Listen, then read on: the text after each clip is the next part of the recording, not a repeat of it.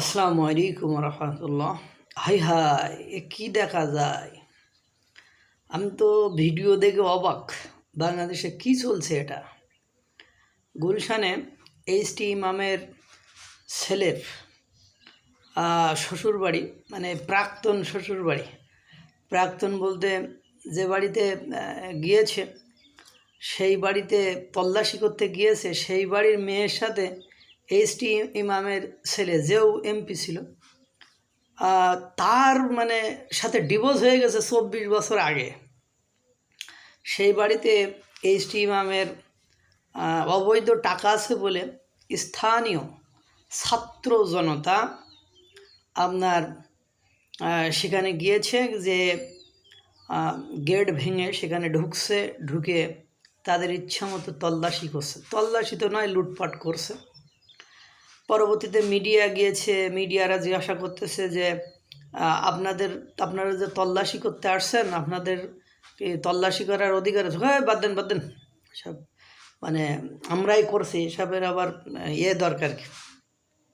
তারপরে আর একজন দেখলাম, বাদ দেন, এরকম দুটো একটা ঘটনা ঘটে, এরকম মানে দাপটের সাথে কথাবার্তা বলতেছে। পরবর্তীতে সেখানে আর্মি গিয়েছে, পুলিশ গিয়েছে, বিডিআর গিয়েছে, সবই সেখানে গিয়েছে এবং গণমাধ্যম গিয়েছে।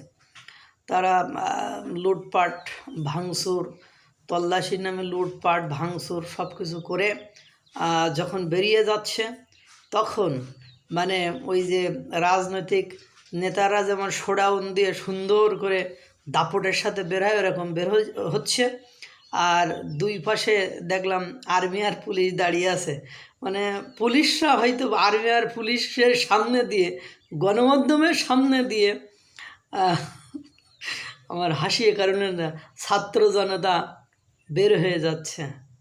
বাংলাদেশ, আমার সোনার বাংলাদেশ, এ তো শেষ হয়ে গেছে। এ যদি শেষ না হয়ে যাবে, তা পুলিশ ছাড়া একজনের বাসায় তল্লাশি করতে গেল, আমি তো অবাক। পুলিশ ছাড়া তল্লাশি করলো, বের হলো, লুটপাট করলো, ভাঙচুর করলো।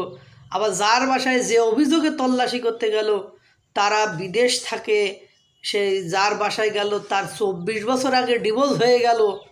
সেনাবাহিনী দাঁড়িয়ে আছে, আর নেতারা, ছাত্র জনতা নেতারা নায়কের মতো করে প্রোটেকশন নিয়ে বেরোয় যাচ্ছে। এ দেশে কার নিরাপত্তা আছে? কোন দেশে আছি? আল্লাহ তাআলা সকলকে রক্ষা করুক, ভালো রাখুক, সুস্থ রাখুক। আসসালামু আলাইকুম ওয়া রাহমাতুল্লাহ।